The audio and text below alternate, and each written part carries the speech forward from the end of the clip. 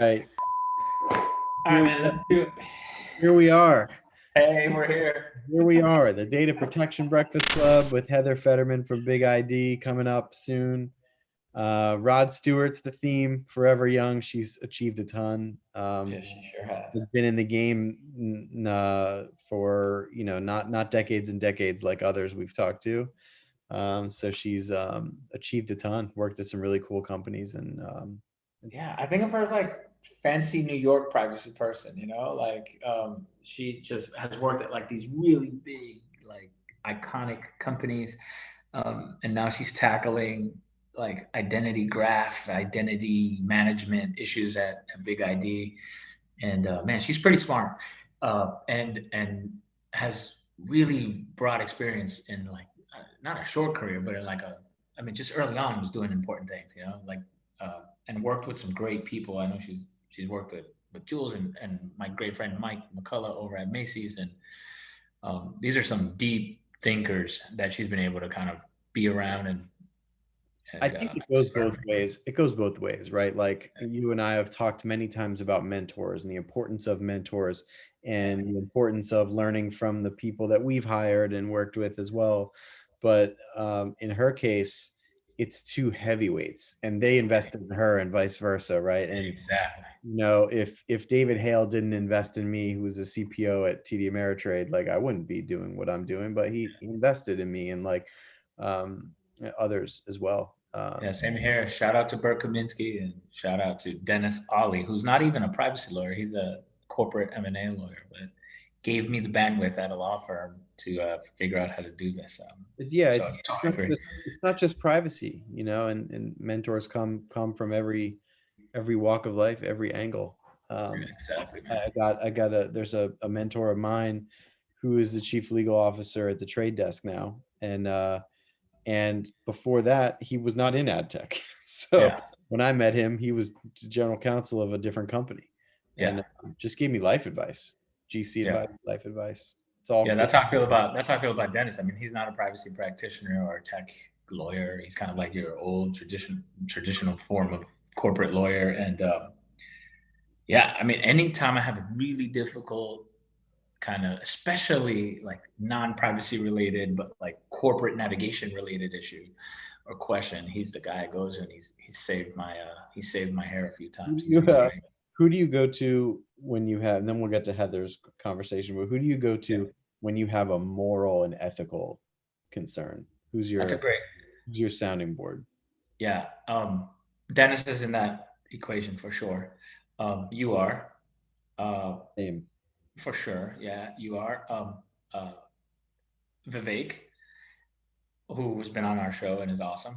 Um, and a couple of like Anne Bradley from Nike is someone who I think of as like very, uh, uh, ethically sound. Like she is. It's not that she doesn't compromise, but she just has a great ethical foundation and always gives me really good advice about hard problems.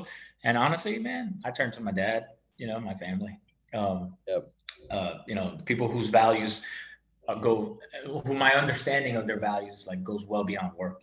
Like my dad doesn't understand any of this shit that we do, um, but you can learn a lot from a handyman.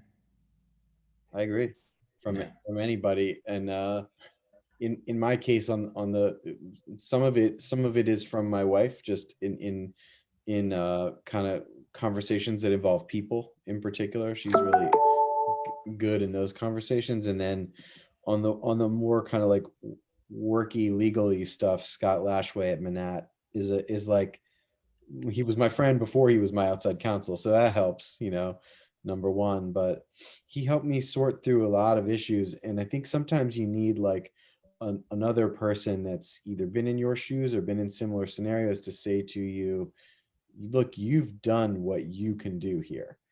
You didn't need to do anything different, and if you do need to be doing something different, here's what you could do. And that's kind of, it's like completely underrated to have friends and advisors like that. totally agree, man. Totally agree. But speaking of amazing people, let's get Heather on here and get the show started. Nice transition. Nice. All right, here we are, the Data Protection Breakfast Club with Heather Federman and Pedro, who's laughing again at the intro. My goal is to laugh at every intro now. I can't stop. We always say "here we are" for some reason. It's become a thing. All right, well, tee it up for us, my man. You picked this theme.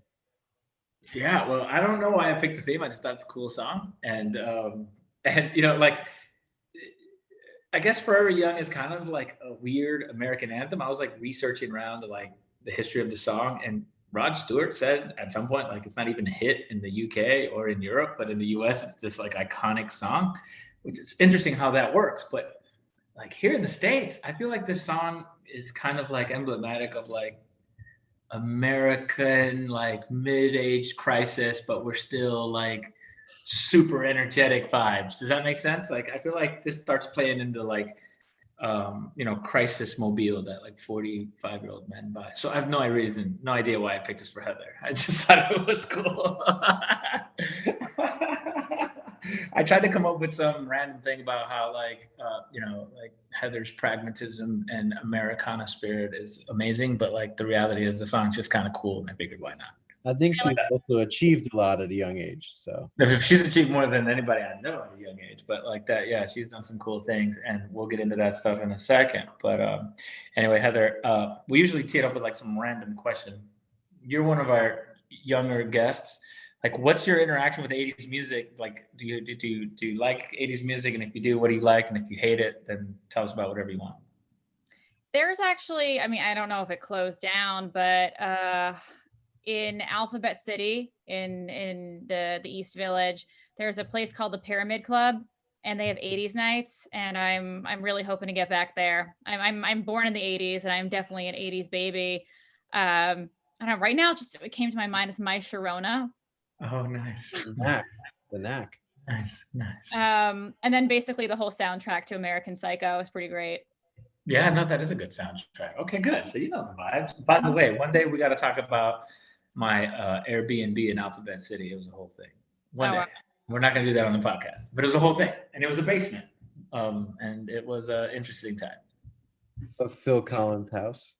Yeah, shout out to Alphabet City, man. That's what I got. But anyway, all right, cool. Let's jump into it, Heather. Like, all right, so like, I've always admired two things about you. One, obviously how smart you are and how much you know about what we do every day, but also like how you tackle big problems at big companies. I mean, you were at Amex, then you're at Macy's, and now you're at Big ID doing super cool things. Can you tell us a little bit about like how you ended up at American Express and maybe like some of the things you tackled there, and then how that helped you in your transition to an even bigger role at Macy's? Mm-hmm. And thank you for the compliment. That was very kind of you. Facts. Let's see. I mean, starting with Amex, I guess. Well, so the Amex job happened because I had met then Chief Privacy Officer Lee Feldman, who's also another bigwig in the industry. And I had met him at an event, and we had stayed in touch. So he knew that I was looking when a spot in his team opened up. He encouraged me to apply. And for those who are listening who might not know, financial institutions, it's typically you have a privacy person per subject or per unit or per card. And I was positioned as the privacy expert for all the marketing related activities, which was really cool. It was a great learning experience, a lot of partnerships with the business. The challenge, though, I kept running into is because marketing kind of touches upon every aspect of the business. So if you wanted to market the platinum card or the gold card or one of our merchant programs, it could constantly require not just going straight to that business unit, but having to talk with their privacy person about what was going on. And they might not always understand how cross-device tracking and cookies work and all of this stuff. So it always ended up being a lot more, many more discussions than necessary. So I think that's where my desire for practicality probably set in, where I kind of like to get to the point of the matter and have the people who are necessary for the conversation there. And sometimes you might just have too many cooks in the kitchen. But I did enjoy my time there. I still love some of the folks that I worked with at Amex, really, really great people. And I'd also say I've learned a lot from just people I have worked with over time. That's how I became who I am today. So I constantly want to send out credit back to them. And another person that I had met during my DC days, which was prior to Amex, was Sir Michael McCullough, who is the Chief Privacy Officer at Macy's. And he's someone that I was friends with for years. And then a spot in his team opened up, and it was a higher position. It was not just marketing, it was kind of everything. It was basically the right hand woman to the CPO. And so it was kind of hard to say no to that position. So for 4.5 years, I basically learned all that I could. Working at a retailer was definitely a different experience than a financial institution, different issues that came up, different problems. It's funny because I think there's a little bit of beef between merchants and the financial institutions. I was reading some public commentary that came from a retailer today, so you can kind of see it playing out. And yeah, I learned as much as I possibly could. I constantly think of it that it's just, I've always considered, when you say the song Forever Young, I've always considered myself to be a student. Even though now I'm getting paid to be a student, I look at it that life is just one big classroom, and each of these are just different courses that happen to go beyond the semester. So that's always been my philosophy. So now at Big ID, it is more of a leadership position where I am the one in charge, but even so, I'm learning every day on the job, and I hope to continue learning in my career. It's critical. It's so important. And it's one of the things that we've talked about that we look for when we try to hire. Number one, hiring is so hard in general, just to hire and find people that you think are going to be a good fit, helpful. But like, there's two things, and one of them is curiosity. So the desire to learn more, the like kind of innate stuff, and you can develop questions to sort of suss that out, but you don't, it's hard to get to. You can ask someone like, do you like to learn? Do you like to do those things? And they may answer them in a certain way, but I think you have to probe deeper. Like, what do you read? What are you interested in? Like, what interests you outside of work? And try to get a vibe for someone. So I think like that's a really nice, it's a nice, uh, it's a good way to kind of get a proxy for a person that I think is going to be a fit in particularly tech companies, where it's this inevitable process of learning with companies innovating right under your feet. So if you're not learning, you're lost. I always wonder what things happening under my feet means. But anyway, like what's happening under my feet, man? It's just so weird. Where you are. Leave my feet alone. Why are my feet involved at work? Why are we here? Why are we all here? What is the purpose of the world? Heather, let me ask you this. So like now you're at Big ID. Obviously, the company deals and operates in a highly sensitive area, which is helping safeguard some of the most sensitive information that companies have on people, their employees, customers, etc. From a privacy practitioner perspective, like what are like the two scariest things about what not necessarily what your company does, but like the space your company operates in, and how are you dealing with them? Maybe let's start with one. What's the scariest thing that you're dealing with, and how are you dealing with it? I mean, I'd say it's scary in the sense, as Ashley said, that I'm intimately familiar with the level of risk associated with the type of data that we process, because we're helping companies find their most highly sensitive data and tag that basically to an identity using all sorts of machine learning algorithms, cool stuff. But there's always the flip side that might come with that. What's nice is that for a very long time we've been an on-premise solution, and we still predominantly are. So we're not really touching that sensitive data. So for a long time, the company didn't have to worry about those issues, but we are expanding because there are certain customers who want us to be the ones hosting that, and therefore we are the processor, and the responsibility is on us. So I always think back to that Spider-Man quote, with great power comes great responsibility. there's a lot of power in that sensitive data. So it ups the level of responsibility that we as a company have to make sure that we are taking as stewards of that data and making sure we're acting as a good processor in that situation. Do you ever think about like the complexity involved in dealing with consumer employee, just people data, Mm. in the sense that the people themselves, you probably aren't even aware you're touching it. Like, is that something you think about? And if you do, like, what what are Yeah. your thoughts? Yeah, I mean that I do think about that. When I was at Macy's, I had to deal with HR issues all the time, and it's crazy some of the stuff that's happening there that's pretty under the radar, not as reported on, which to me is quite surprising because employers have very sensitive information on their employees, and there's all sorts of things that are going on around monitoring their productivity, monitoring their health now with the pandemic, tracking their location. It's a little insane if we really think about it. I don't have to worry about it as much because thankfully we have less than 200 employees, so it's pretty manageable in what it is we have to do. But for me, where my concerns actually come in are when we're working with other service providers, because we use X company to manage billing or Y company to help with processing, credit processing or onboarding employees, and they're all getting different types of data. So at the end of the day, it's still dealing with the same issues that every other privacy officer has to deal with. About the like the at work surveillance. I mean, I'm sure COVID, and I think we actually talked about this on a panel. Like COVID has obviously exacerbated and accelerated a lot of the like employer-based surveillance because employees are working remotely all over the world. And we most recently saw like Microsoft come up with some kind of solution where they would score people's productivity based on usage of their apps and stuff, and saw a lot of backlash.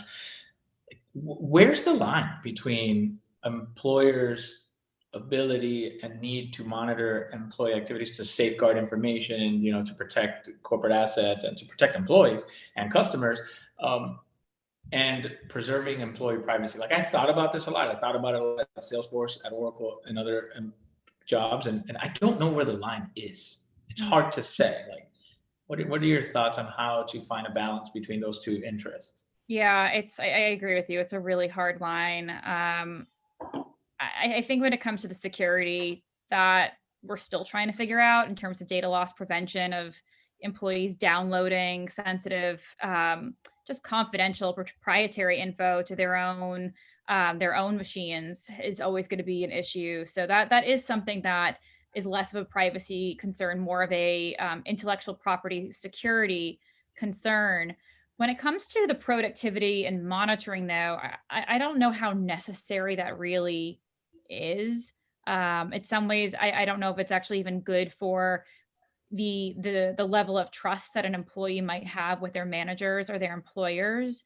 There might be certain situations where, let's say you're in customer service and perhaps you want to record the call with someone who's calling in. Well, there are reasons for that. You want to see how the call went. You could use it as for quality and assurance. You could use it for, let's say, as an example, for education, for other customer service agents. So in those situations where there are very clear, specific, defined use cases, it makes sense. But when then we delve into this range of secondary, undefined uses, then it becomes a bit unclear. So I think with I think it was Microsoft recently that they pulled back and they said they're going to do it in a more aggregated fashion. If we're doing perhaps an aggregated look at how what productivity is like, maybe it's better at 10 a.m. because everyone's had their coffee kick in versus 9 a.m., then that to me makes sense. But when we get down to the individual employee, that might be a problem, even if there are issues with a specific employee. I definitely worry about productivity surveillance, and I look at it through my own anecdotal lens, and I know that the way I work is very differently than the way other people work. Like, I work in like in a breadcrumbs way, which is like I'll have like 5 different things I'm working on all at once, and I'll do little pieces of them throughout the day. I won't just work on one thing for 5 hours and then another thing for 3 hours and another thing for 2 hours. And so I might have 6 things that I'm working on, and all of them show sort of incomplete at any given time, in various stages of incompleteness. And I feel like measuring that productivity against a different working style might create some unfairness for me or for the other working style. I don't know, but like I don't know how you decide that someone's productive based on how much time they use an app or how many times they click on it. Then there's the issue of efficiency. Like if Andy's really good at a specific task and I'm learning or inexperienced at that task, the potential for Andy to be much faster than I am is very high. So Andy might work on something for 5 minutes and it might take me 2 hours, right? Like who's more productive there, right? It depends on how you look at that issue. So these things kind of bother me from a privacy perspective. They're a little tricky because now you're talking about, well, these so-called objective measurables being used to determine my performance, but they really are being weighed against other people who are using the same tools in their own way, because nobody uses tools exactly the same way. So it's all kind of freaky to me. Even outside of productivity tools, with respect to monitoring employee activity on apps, we had a situation arise two companies ago where somebody had to be let go because of material that they put on a chat app, that the company was using. And so like, it's hard because you want to encourage culture, especially in small companies. I've been in both sides, larger companies and small, but when you're growing, one of the things that you're trying to do is create this, really nice culture and vibe to attract people and have fun. And you're trying to allow people to bring their whole selves to work, which is a great thing to be able to do. And right now, I mean, working remotely, I'm on Slack all the time. Like there's a lot of that. And then in this instance, we had to become aware and monitor, the activity in this chat area, and someone paid a consequence for it. Now they deserved it, but like I had questions even at the time about whether we could do that. And whether that how did that feel to me, even though objectively I looked at the content that was posted and said, yes, this person can't work here anymore. But it's interesting, like I don't know where that line is either. So I don't know where the line is on what you can actually look at more deeply, like going in and actually looking. It's very hard to quantify emotional harms. So I mean, it's a dignitary issue. It's very hard to suss that out, and I almost think we have less privacy rights as employees than we do as consumers to a certain extent. There's a good amount of law now and action on consumer protection, but there isn't as much for employees. I think that's a really good point. I don't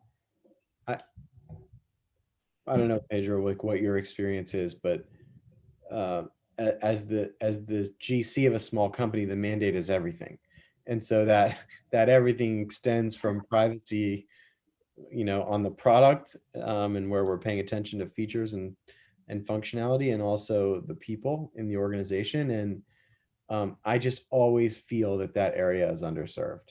Like I'm always feeling like I can't spend enough time thinking through any of those issues for our people on the privacy side, particularly when we're a company that has global operations, and I'm trying to consider what their local laws require of me with respect to being their employer and the data that we're processing just to employ them. And, as you said, Heather, to like make systems and services available to them. And I always feel underserved in that area. So I'm curious if you all feel the same way, or you all, maybe at bigger companies, you just have bigger teams to leverage. But my experience has been that those areas are also kind of underserved in bigger companies too. Yeah, I mean, I've definitely had some shared responsibility for supporting the HR back end of like employee data management, right? And it's not always about productivity or like punitive, like we think such and such is stealing documents or whatever. Like sometimes it's just like I've seen issues where it's like we want to make sure someone's working in the country they say they're in because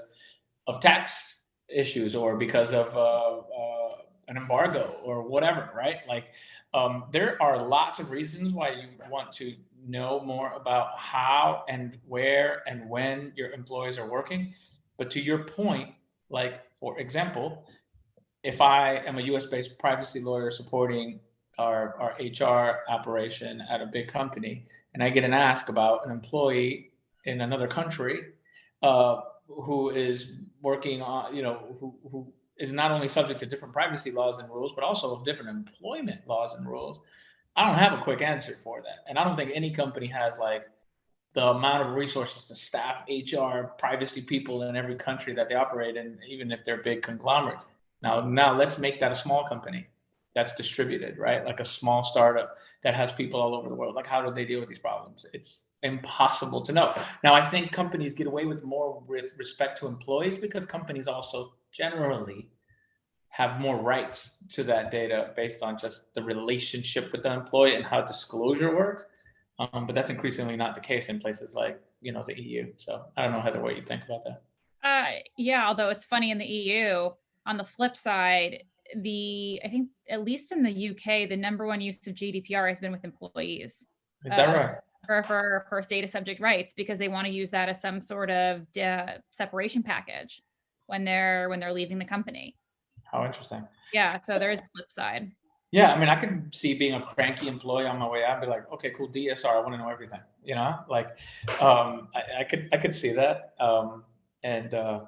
Yeah, see, that's super interesting. I didn't know that kind of changed the way I think about all of this a little bit, but it's such an interesting topic, but I want to ask you more about like identity, because one of the things I see a lot is like identity being commoditized, like being able to follow a consumer or an employee or just a person, like across channels, either within a company or in between companies, to better advertise to them, better deliver a more tailored experience. Like, there are a lot of great reasons why you want to know who someone is as they travel through like the e-commerce ecosystem. I see a lot of privacy challenges with creating like universal IDs for people. Like, how do you guys grapple with the idea that you could get identity wrong, either characteristics of someone's identity or correlate documents or information incorrectly to people that result in major decisions being made about them? Like, how do you think about that? So for what we do at Big ID, we essentially have different machine learning methods in which there's a confidence score. So keeping it very simple, because I'm not the engineer here, but essentially there's some sort of confidence score of saying that we have a very high confidence that this person is Andy, that this data is tied to Andy, that it's tied to this address, to this SSN number, and you can now do what you want with that. So that's essentially how it works in a very high level of essentially being able to correlate that identity to say this is who this person is. What you do with that identity, though, that's a very different story. I think there are pros and cons with identity. On the one hand, it is good to know that this person is who they say they are. There's a lot of power in that. And there's ways that if you actually care about making it a good customer experience, if you know their identity, you can actually give them a really great experience and have it personalized to them. I don't think there's anything wrong with personalization, but it's when we start seeing misuses of that identity, abuses of that identity, from over targeting them, perhaps from an identity theft issue, perhaps because you had an insecure system, so you allowed that identity to be leaked somehow.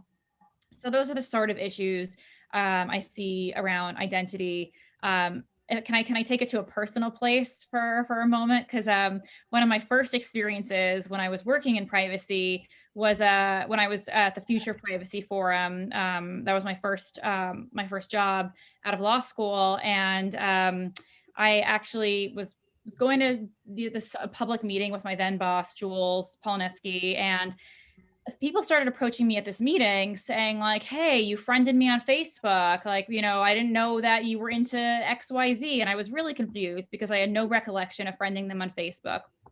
And then I go online and someone had created a fake Facebook profile of me where they had swiped a picture from a Google photo. They had put that I worked at FPF.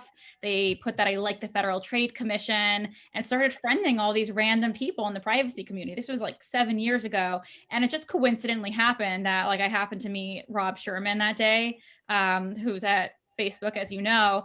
And I like emailed him crying, like, Rob, I don't know what's going on. Can you help me? Can you take this down? So they were able to take down the fake profile. And then Jules, at the end of the day, reprimanded me, saying, well, it's your fault because you didn't own your digital identity. Because I didn't have enough information on my profile. So I also think it's a mixture now. It's the company, it's on us, and it's companies like mine that help the businesses know the identity. But there's also this other pull where you, as the end users, the consumer, and we're all consumers at the end of the day, you also need to have ownership over your own digital identity, and have certain rights that are associated with that. Whether we're going about doing it right in terms of regulation, that's another story. But it is that push and pull between my right as a consumer to own my identity and your right as a business to have an identity about me and do the best that you can with it. What did Jules mean that you should have been doing differently? I mean, I think practically speaking, like, I don't know what. I think what he's saying, I think, you tell me, Heather, but like the way I read it is like, it's hard to create a fake profile and people believe it of me because my profile is well established, like on LinkedIn and Facebook and IG, right? So if somebody creates another one, most people will know it's a dummy identity.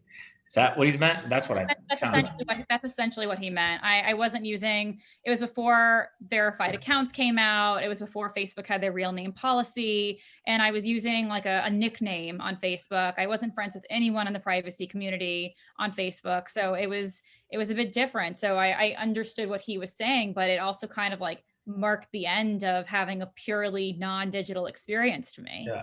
Yeah. Shout out to Rob Sherman. That's my boss, by the way. So tell Rob I said thank you. I will. He's pinging me on the other screen. That's why I was dabbling there a second. He was pinging me a second ago. And shout out to Jules, who's the best, and we talk about all the time here. But we had him on episode 2. Yeah. He's an OG. Yeah, he's OG. Oh, and we'll also shout out to Mike McCullough, one of my great friends, and your former boss too. I mean, man, you have touched all the players. That's good stuff. They're all good. They're all the greats, though. Mike's the best. We got to get Mike on the podcast, Andy. He's hilarious. It's hilarious. I mean, it's I did want to talk about retail a little bit because that's a particularly interesting space for privacy to me. My last company, we did a lot of loyalty program software and dealt with a lot of retail, and retail is in this like really hard place right now for business. And I was curious about the way in which they embrace digital over the years you were there, because I would imagine based on the time you were there, there was a desire to more deeply embrace digital, and how you did that in an organization that is not historically, it's a store, right? So it's not a large chain of stores. So it's hard to imagine.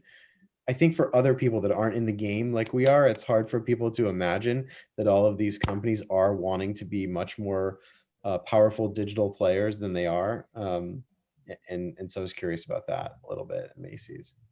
Yeah, I mean, there was definitely a big emphasis on going digital, or as they called it, omni-channel, and being able to interact with a consumer through various platforms. And I don't know if we ever fully got there, and perhaps, I mean, we'll see how things are post-pandemic, because I know right now everyone's in a bit of a struggle. But what is exciting is the ability to blend the digital and the real world experience. And that is something I think could really be the future of retail, is being able to, let's say, have your Macy's mobile app out on your phone while also being in the store at the same time. You're looking for a product, it'll direct you to where you are in the store, using that perhaps for a self-checkout. There are some really cool opportunities that could be done in the mobile world. I'm really hoping that retail will get there, because I'm personally not the biggest fan of online shopping. I'm really bad with figuring out sizes, and I like touching, the whatever it is I'm about to buy. So I really hope that the pandemic is not the end of retail. It seems that it's definitely put a huge dent in it. But I think I think for retail, it's really about that blend of the in-store and the online experience, and really figuring out how to make that a seamless consumer experience at the end of the day. Nothing ends, I think it's just going to evolve, and Yeah. the retail Yeah. experience will If evolve. you ask Home Depot, the pandemic's been the best thing for retail that ever happened, right? I mean, these guys are booming and bopping. To Home Depot, to your point about seamless experiences, though, like I was at Home Depot over the weekend, and this goes to your question about like retail experience. Like I asked somebody, I can't remember like what I was buying, but hey, where can I find, whatever widget? And he pulled out his cell phone, which is clearly his own cell phone, logged into something and said, oh, it's an aisle 15 in the store, whatever, section 2 of aisle 15. And that's happened to me at Home Depot a couple of times because I go to Home Depot 7 times a week because it's like now the town center of the world because everything else is closed. And I've had that experience a few times. I love that experience. Now, the one up for that is I don't have to talk to anybody at all, right? Like I can just, amidst the pandemic, I don't want to interact with people that much, right? So like, how cool would it be if it knew like who I am and the things I bought, and when I walk into the store, I'm looking for whatever widget, it knows I bought this other one, and it points me right to the thing that I'm looking for without actually having to talk to anyone. A great example, specifically in Home Depot, which is a sea of items, right? And impossible to find anything like, and in retail, it'd be even better. I can imagine those experiences being great. There's a lot of opportunity. At Session M, McDonald's was a customer of ours again, and I always use it as an example of a company that is heavily embracing digital technology and is basically a tech company at this point. And people are just they don't get it right away when you say, yeah, like they're leveraging just a ton of technology and buying tech companies. Like they're actually out there. They bought an ad tech company 2 years ago. Like there's your boy Peter Nadimi. I don't know if you met him yet at Facebook. Came from McDonald's. Like there's tech flowing through all of these things, and I think retail is going to bounce hard into it personally. Oh, yeah, I think so too. Can we just have a side note, and can you explain to me the magic of Home Depot? Because my father feels the need to go there every weekend, and I'm just trying to understand what's so appealing about it. First of all, I am not the super handy type or anything like that. But I mean, first of all, I live in Atlanta, Home Depot. And so there's 1,000 Home Depots here, and I'm bored. So it's like the other day I was like, my birdhouse, I should probably paint it. It's like I went to Home Depot and bought some paint and whatever. Then I was like, my garage is looking kind of boring. Maybe I'll buy some flags and put them up on the wall. Well, guess what? I gotta go to Home Depot and buy a bunch of flag shit to do. And at the beginning of the pandemic, like things I never did, like grilling. I didn't grill. I just would go order food and do whatever. Now it's like I'm Mr. Grill Master, but Home Depot delivered assembled the grill and delivered it to my house. And I did this all on my phone, which is super cool. Right? Oh, wow. I didn't have to, this is at the beginning of the pandemic where like things were really scary. And so Home Depot was like, yeah, cool, we'll build it and send it. And they dropped it off from the back of my garage, and then I had a grill. So I think that's what it is. I think people are really bored. Home Depot is the most popping place in Atlanta on a Saturday morning. I think also you're seeing innovation, forced innovation by companies that are facing challenges and are producing really interesting things in the face of this stuff. Like Heather, you mentioned some stuff that maybe would make the retail experience better. I can definitely see that when people start going back into stores, a push from companies to be more tech forward and how they're creating an omni-channel experience in a store, or like or just look at like grocery delivery and things that have like completely sort of like amped up because they had to. There's a lot of that. Yeah, I mean, I know everyone kind of looks down on Minority Report when he goes to the mall and they've got the emotional recognition or the facial recognition. But I would love that if I went to a store and they were just able to scan me and say, we know what you like, we know your vibe today, we know what you need. If they could figure that out and do it in a non-creepy way, I'm really okay with that. I think so too. And Uber, I think actually has done a good job of something like that, where like when I order or call it, do you order an Uber or do you call an Uber? Whatever. When I request an Uber, you can put like, I don't feel like talking today. I want the car cool. And I can change that depending on the day and the hour, whatever.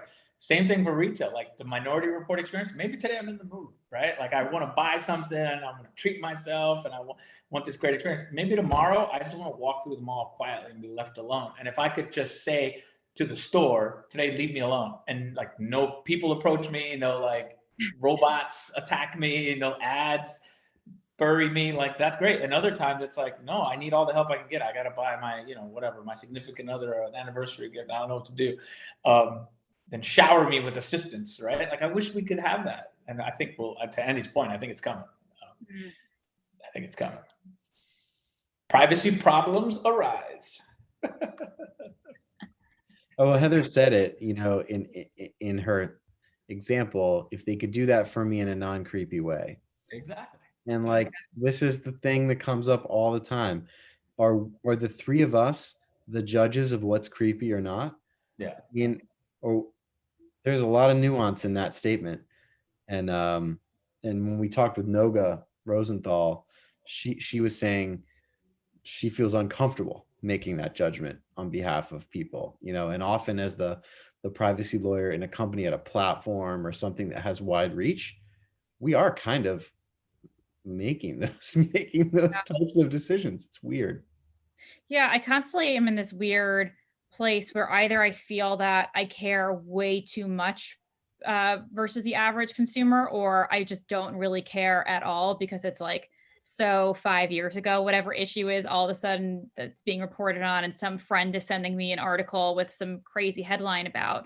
So it's this weird place that we sit in where it's like we're almost too advanced, or we're not advanced enough in other areas, or we're not that we're not advanced, we're just kind of over it, or we've already kind of crossed that path. Like we've crossed the path with cookies. I know we're deprecating cookies, but like cookies are not scary to me anymore. Perhaps they were a while ago. That's not what scares me these days. There are other things right now that scare me that maybe once we have dealt with it as an industry, that'll be the big news story, but people will, it's that weird middle line. Where is the reasonable consumer? I'm not quite sure, because I don't think that is us. And I definitely don't think it's the regulators.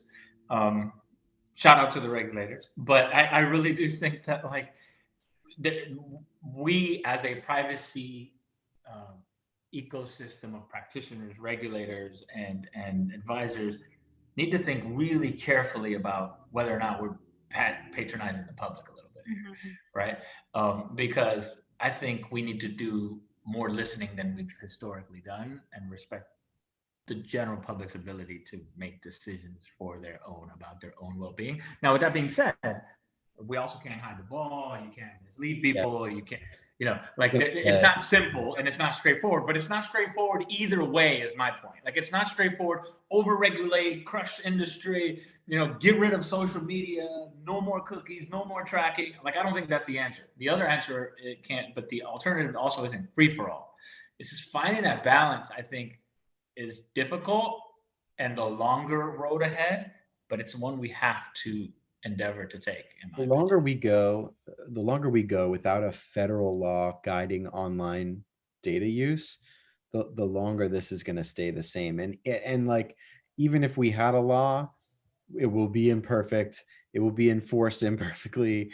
We won't be able to figure it out. But I don't know how we get closer to the middle without. But this panacea, and we've talked about this before. It probably is, right? Yeah, like I'm interested to hear your point of view on this, especially if you don't agree with me. But like this idea that like, well, once we have a law, things will be fixed. Well, look, GDPR is there. Did GDPR fix privacy? I don't think so. Like you've got like privacy advocates like Max Schrems and some consumer advocacy groups, and then some activist consumers exercising their rights that GDPR grants them. And I think that that's great. But overwhelmingly, like grandma at home is not filing DSR requests, right? Like data subject access requests. Like that's just not happening. And so, and did companies change the way they operate and stop processing categorically entire types of data? I don't see that either.